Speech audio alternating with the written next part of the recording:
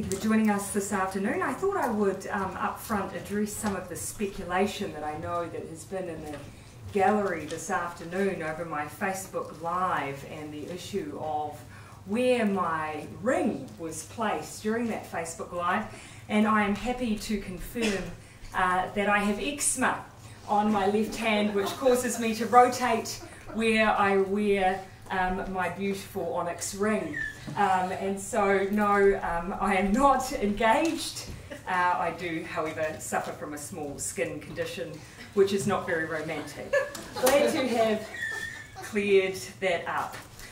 To report on what has happened in Cabinet today, another busy schedule for Cabinet. One of the outcomes of the meeting today, and that is why I have the Minister for Canterbury's recovery with me, was the confirmation of urgent legislation around the reinstatement of the Christchurch Cathedral. I can confirm today that urgent legislation to enable the process of reinstating Christchurch Cathedral will be introduced this week. Now, this is an important milestone in Christchurch recovery. For the last 7 years, this cathedral has represented much in terms of the recovery, but it has also held back the recovery and redevelopment of the central city. And so progress on this issue is critical and something that this government takes very seriously. We are happy this legislation will allow for work to be done around this local landmark, but also for that redevelopment to start moving in the central city as well.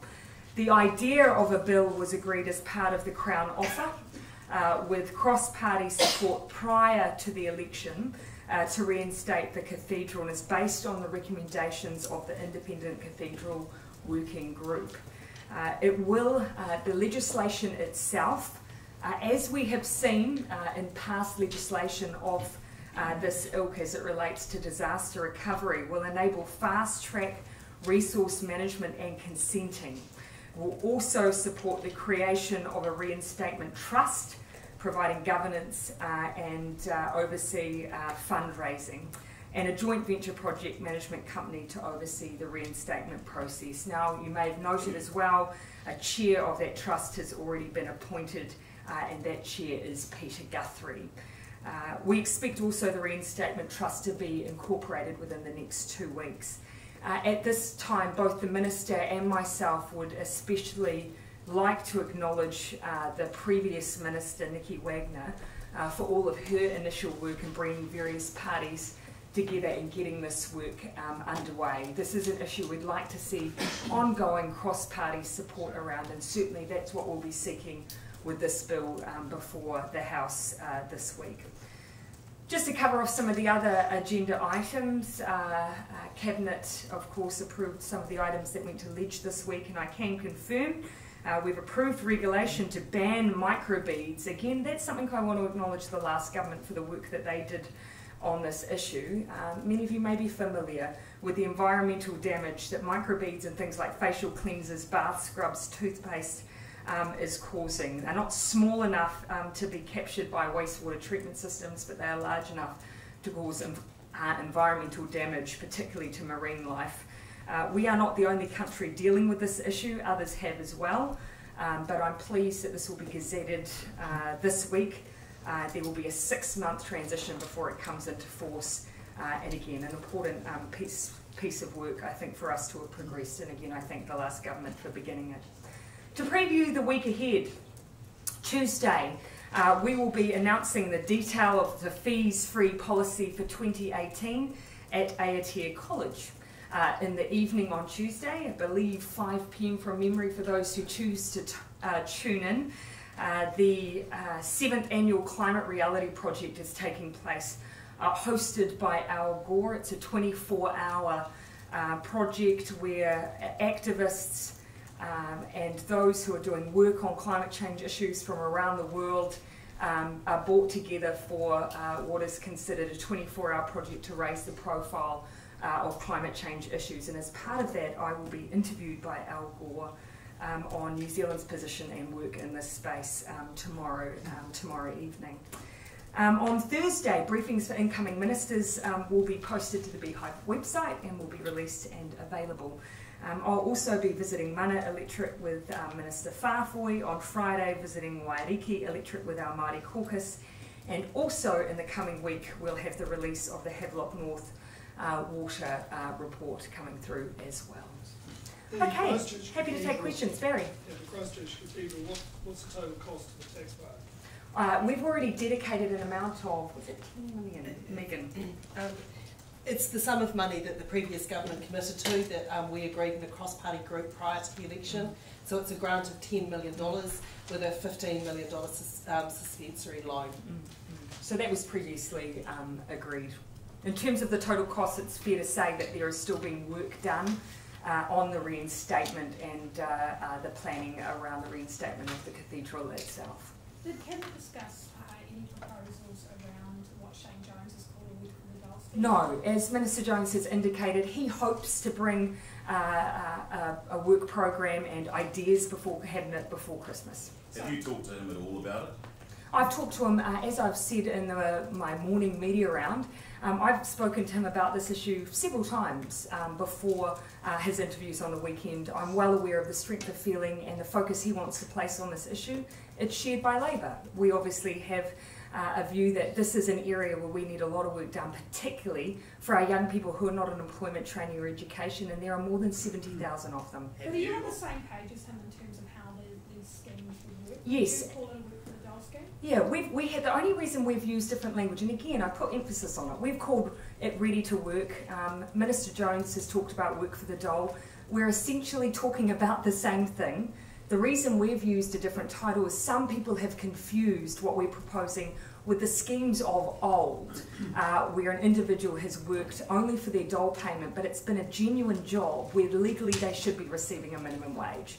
And so that is a point that Minister Jones made in his interviews, that there is a wage attached to what we're talking about. Mr. Jones started working for your country yesterday because he thought there'd be an allergic reaction to working for the dole from Labour and the Greens. What do you think of working for your country? Look, the point here is what are we trying to achieve? Regardless of the name, what are we trying to achieve?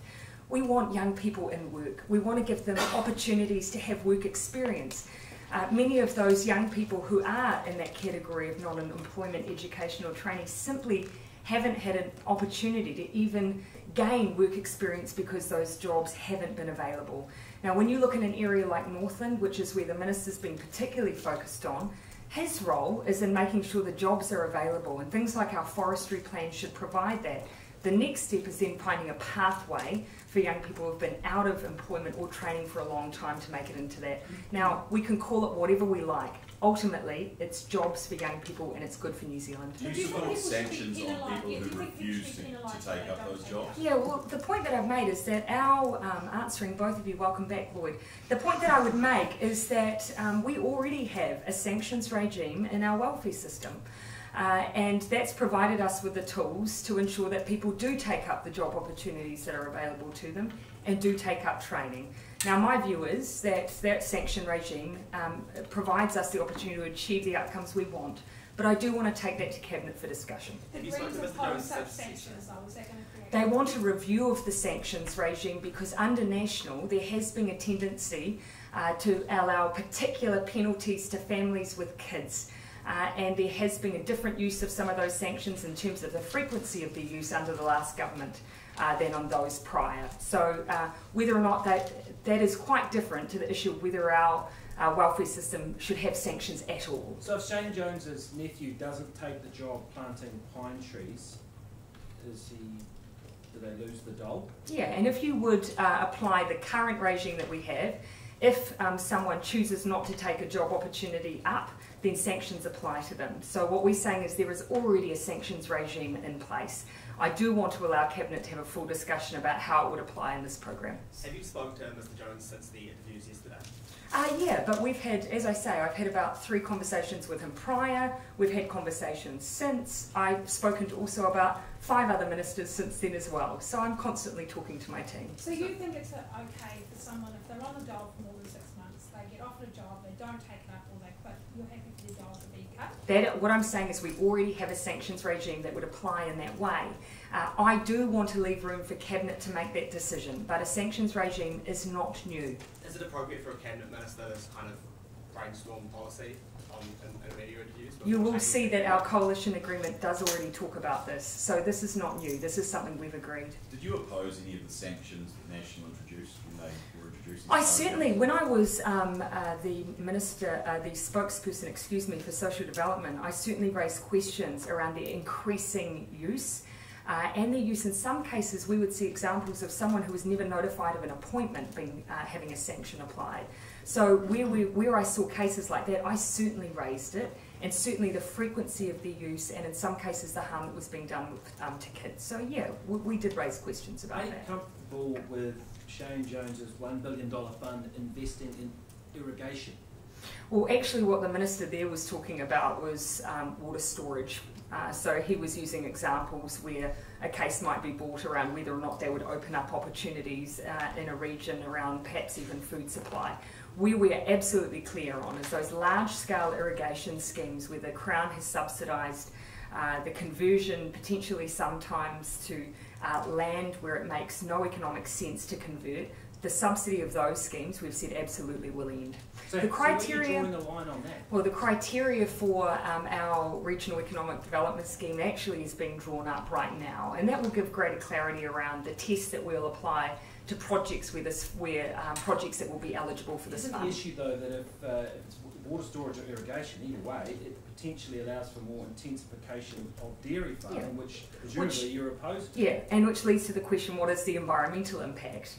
And that's the question that we posed when we were looking at some of those large-scale irrigation schemes that have been subsidised by the Crown. And so that's one of the questions that, yeah, we will be asking. But again, as I say, the criteria is being drawn up as we speak. Won't that undermine what you're doing if his $1 billion fund is going around and funding these projects? No, not at all. You're making an assumption that it will.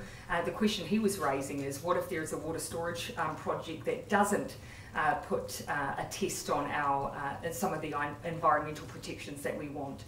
So that's why that criteria is really important. Just back on the employment issue, there are a number of regional youth employment schemes targeted at the sort of people you're talking about around the country already. Do you think they're not working, or what more do you think needs to be done with those? Again, I guess the point that we would raise is the degree to which some of this is really genuine work. So some of the areas where we're targeting are areas where we have seen higher levels of unemployment, where we also need to see investment in regional economic development and job opportunities. That's why forestry is such a good example. You know, we know that in the Bay of Plenty, in Northland, on the east coast, those are all areas of social deprivation and high unemployment. If we can bring the two together, we can invest in our regions and job growth and opportunity, then it's about making sure the young people are accessing those jobs. Mr Jones has also been very critical of the Ewe Chairs Forum. How confident are you that you can keep Māori freshwater rights out of the Supreme Court based on what Te Aho said last week? Yeah, look, we've got a lot of work to do in that space, and we flagged before the election that we wanted to continue, as we had already begun conversations with that group. We will continue in conversations with the Iwi Leaders Forum, and I'm hoping we'll continue that useful relationship as we try and work through the issue. Is it frustrating for you that one of the ministers in your cabinet is saying things like you did around, I would meet them until Haley's comment returned? Well, I will. And that's not frustrating. Of course, ministers will have different opinions, but that's just not one I hold. Prime Minister, has the Ombudsman asked you to release the coalition negotiation addendum? No, but if, I have seen the report that he's received, the complaints that I was aware were being made, which is why I said in the House last week that I welcome working alongside the Ombudsman to resolve this issue, and we will work alongside him to do that. So have you received a letter from him to you? I haven't checked in with my office as to whether they have, or actually they may have now. Yes, we have received that letter, yes. And what does it say? That they've received complaints and that they'll be looking to work alongside us. Are you disappointed that you've already received a complaint to the Ombudsman 5 weeks into your No, look, I think the question comes down to how we then deal with those issues. And as I flagged last week, that I was willing and will absolutely cooperate with the Ombudsman, and even that's a change perhaps on what we've seen in the past. But it's also about what we do looking forward as well. Yes, we may have a different position than the opposition, who are one of the people who have made this complaint, on whether or not what constitutes an official document. But where there is no dispute over official documents are things like cabinet papers and briefings. And we're looking right now what we can do to be more proactive in the release of that information. How do we balance free and frank information and preserve that, whilst also routinely making sure that we're trying to release documents where decisions have been made. So that's something we're working on. Sorry, does that document canvass the issue of who should become Prime Minister if you were no longer I heard that speculation. As I've always said, there are a range of documents exchanged in the course of the negotiation, and whilst I don't want to get into a back and forth on some of the things that were talked about, I can tell you that was not it. Going back to the $1 billion provincial fund, how much of that will come out of operating expenditure? How much of it will come out of capital? As we've said, a mixture, but we'll give you more detail on that at our half-yearly fiscal update. Are you concerned, given the comments of Grant Robertson twice in the House last week, that there are a number of surprises awaiting you in the capital budget, which could be quite important? Oh, look, there's no doubt that every day in office brings a new surprise of things that I would have had an expectation that the past government would have budgeted for, particularly where they may have announced something but didn't. But we have commitments that we have made, which we will be factoring into both the next budget and the half-yearly fiscal update. And as we've worked through them, we're confident we can still maintain our budget responsibility rules. And that's the groundwork that's important for us. Were the books in a bit of a state, were they? They're not as rosy as they said? Well, certainly some of the expectations we had were that where announcements had been made around capital expenditure, that would have been set aside, but that hasn't always proven to be the case. Would it be reasonable then for you to extend your debt target, the 5 years, to try and hit that 20%? We haven't seen need to do that. Are there any projects that National has already announced that could potentially be scrapped if the allocation hasn't been made for them? Yeah, that really depends. Yeah, and the lens we're applying there is it one of our priorities or not? So we've already given some examples where, for instance, in roading, we don't consider it a priority in line with what we want to achieve as a government. But we're undertaking, all of our ministers are undertaking an exercise at the moment where they're working through their various appropriations to see are these commitments in line with what we would like to achieve as a government. So there are some potential projects that the last government flagged, announced or confirmed that could potentially go. That assumes money was always tagged for it in order for us to reprioritise it. But if they've announced it and it hasn't been flagged like the East-West road by yourselves, there could still be other projects or other initiatives that could be. Yeah, there could well be. We're undertaking that exercise at the moment. So will you talk about, which of those projects weren't tagged and might not or will be funded in this half-yearly update? Yeah, and we've already given a bit of an indication already. But yes, as we're gathering more information, my expectation is that we will share where there are areas where we've found holes. Are you trying to work out the size of the infrastructure deficit, which is being talked about by various ministers? Or infrastructure hole, as you'd like to call it, yes. Is it 11.7 billion?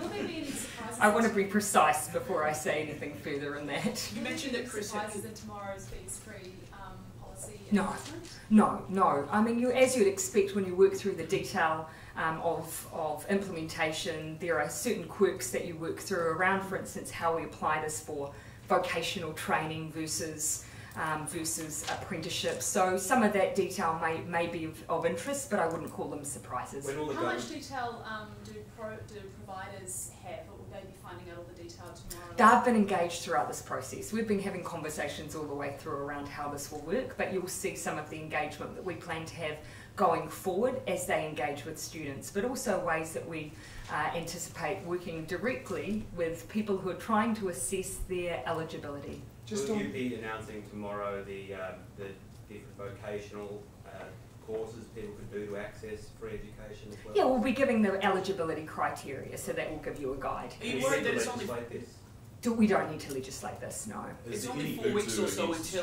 Sorry, I'll just down in the front. It's only 4 or so weeks until the implementation is due to kick in. Are you worried that it's not enough time for students around the country to... No, our message to them has been enrol as you otherwise would. And that's been our message all the way through, and that's the way that actually we'll be able to apply fees free. They enrol, and the work then will be between us and the institution. Was that message just to the younger students, or did it apply to some of the people that might be thinking, hang on, we're going to go back and complete some of our... Yeah, look, everyone who may be eligible, but I think what we will find is those who may have questions around the eligibility may have held off, and that's why it's good for us to get out that information to them, make sure it's accessible for them while they make that decision as well. But you know, just over the weekend, for instance, I had a conversation with a cafe worker who said that she was going into study for the first time to be a primary school teacher, and this had played a part in her thinking. That's the kind of person that we want absolutely looking at their opportunities under this policy. Just on the infrastructure deficit hole, are you going to try and put a size to that in this half-yearly update? We'll talk a bit more in more detail about it. Yeah, look, I've certainly had conversations with our Minister of Finance around whether or not we're in a position to give a bit of a consolidated view. It's fair to say some of it we're still discovering. So I'll work alongside him to see when we're in a position to share a bit more information about that. Could it be at the half-yearly update? I wouldn't want to make that. I wouldn't want to make that guarantee now before I've had that conversation with him. It's fair to say that even as we're going through different allocations, that we are discovering things as we go. Could it force the government to change its fiscal settings, particularly that debt? That's not my expectation. Of course, keeping in mind that we set aside more in our capital budget than the government had. Is any other new legislation going to be introduced this week? New legislation this week? No, not from memory. The cathedral legislation is the new legislative item this week, but we will have a bit of a rush the following week. One of the issues that we have, of course, is even with one of the bills that I had pre-drafted as a member, there has been quite a bit of work that's needed to be done on that, and so making sure that we take it through a cabinet process, take it through the parliamentary drafting process, consult with government departments and ministers, means that we have had a bit of a lag with some of the legislation we've wanted to introduce. So will that tertiary policy go into the House? The expectation we've had from the Minister is it does not require a legislative change. Just back on your work for the dole thing, Shane Jones about an hour ago said that these people will face the full force of sanctions if they don't take the job. And that's what Do you agree with that? What I've said consistently is sanctions already exist within our welfare system, and the discussion that Cabinet will have is how they apply in this specific program, which is a conversation Cabinet has for every decision it makes when it relates to receiving a benefit of some description. So that's not new. So just to be clear on your position though, could you go forward with that kind of viewpoint? Yeah, look, sanctions exist. They're there to make sure that people take up job opportunities and that they take up training opportunities. And I would expect that we would be consistent in the way that we use them within our welfare system. But again, Cabinet will have that discussion and make that decision. And if the Greens don't come to the party because of their abolish all sanctions, that is a misrepresentation of their policy. Well, I mean, Matilda today stood up and said that. She admitted that she lied. But the work that we're doing is on the way that they're applied. And as I've said, there has been a change in the last 9 years to the way that we've used sanctions in the past.